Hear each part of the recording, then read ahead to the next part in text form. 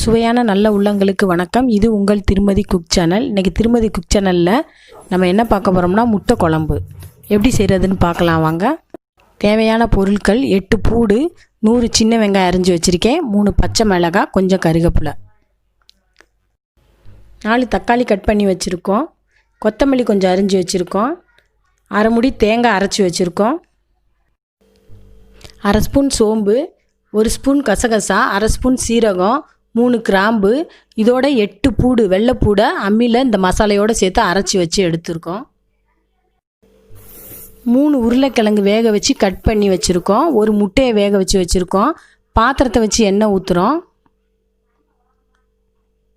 1/4 spoon சோம்பு சேர்க்குறோம். அன்னாசிப்பூ 2 கிராம்பு சேர்க்குறோம். பாசி பட்டை சேர்க்குறோம். நறுக்கி வச்சுருக்க சின்ன வெங்காயம், 3 பச்சை மிளகா, கருவேப்பிலையை எண்ணெயில் சேர்த்து நல்லா பொரிய விட்றோம். 1 ஏலக்காய் சேர்க்குறோம். எண்ணெயில் நல்லா வெங்காயம் நல்லா வதங்குது. வெங்காயம் நல்லா வதங்கினோன்னா அரைச்சி வச்சுருக்க மசாலாவை அதோடு சேர்த்து நல்லா பொரிய விட்றோம்.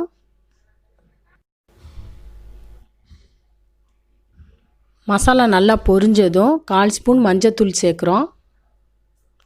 2 ஸ்பூன் மல்லித்தூள் சேர்க்குறோம்.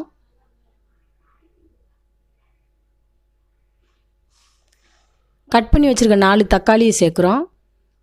நல்லா மசாலாவோட பச்சை வாசனை போகிற அளவுக்கு தக்காளியை நல்லா பொரிய விட்றோம். அரைச்சி வச்சுருக்க தேங்காவை அதோடு சேர்க்குறோம். தேவையான அளவு உப்பு சேர்க்குறோம். இப்போ மசாலா நல்லா கொதிக்குது. 1 கப் தண்ணி ஊற்றுறோம்.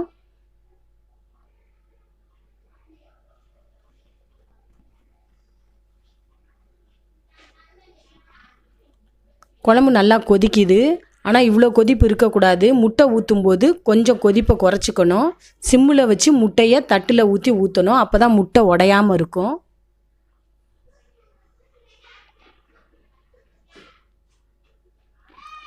குழம்பு கொதிக்கிறத குறைச்சி வச்சு தான் முட்டையை ஊற்றணும். அப்போ தான் முட்டை உடஞ்சி கலையாது.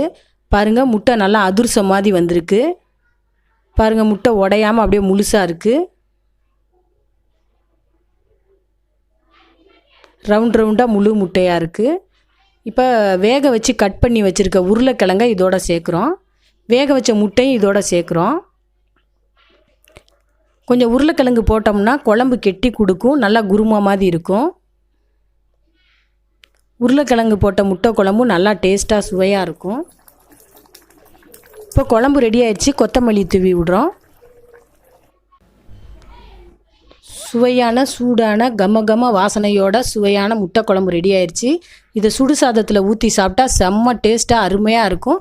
பிடிச்சிருந்தா லைக் பண்ணுங்கள். திருமதி குக் சேனலுக்கு சப்ஸ்கிரைப் பண்ணுங்கள், ஷேர் பண்ணுங்கள். மறக்காமல் பெல் பட்டனை கிளிக் பண்ணுங்கள். நன்றி.